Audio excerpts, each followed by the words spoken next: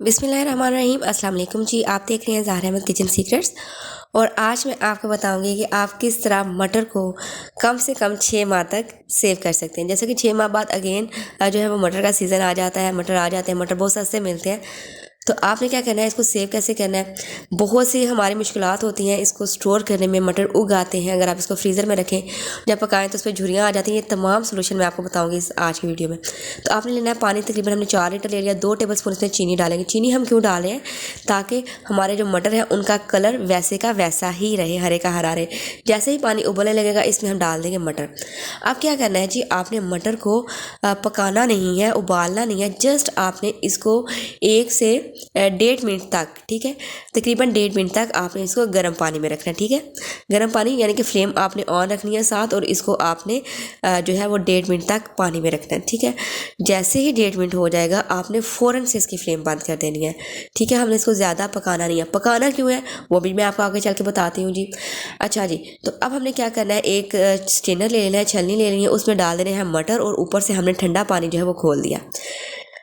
जल्दी से हम इसमें ठंडा पानी डालेंगे। ठंडा पानी हमने क्यों डाला है जी, सबसे पहले तो ठंडा पानी हमने इसलिए डाला कि अब जो इसका कुकिंग प्रोसेस है वो यहाँ पे स्टॉप हो जाएगा फ़ौरन।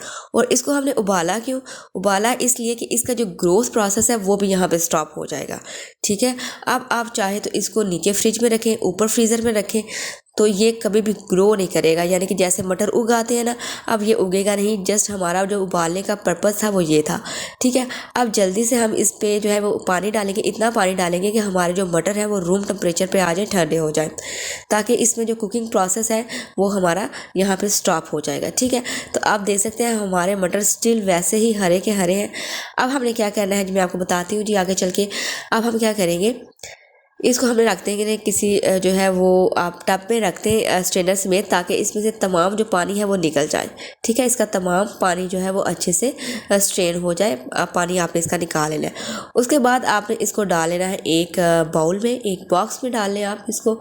और उसके बाद हम इसमें डाल देंगे ऑयल, तकरीबन 1 टेबल स्पून। ठीक है, ऑयल डालने का पर्पज़ ये है कि इससे जो है वो हमारा जो मटर है वो जुड़ेंगे नहीं, बिल्कुल अलग अलग रहेंगे। और अब आपने क्या करना है, आप चाहें तो इसको किसी भी जिप लॉक बैग में डाल के सेव कर लें। ठीक है, और यहाँ आप इसको किसी भी बॉक्स में एयर टाइट कंटेनर में डाल के सेव कर लें। ठीक है, ये आपके मटर 6 माह तक वही टेस्ट देंगे एग्जैक्ट जो कि आपको फ्रेश मटर का आता है। यही इनका लुक रहेगा। पकने के बाद इन पर कोई झुर्रियाँ नहीं आएगी, ना ही ये पड़े पड़े उगेंगे। तो वीडियो अच्छी लगे जल्दी से लाइक कीजिए, चैनल को सब्सक्राइब कीजिए। इंशाल्लाह नेक्स्ट वीडियो में हाजिर होंगे। अल्लाह हाफ़िज़।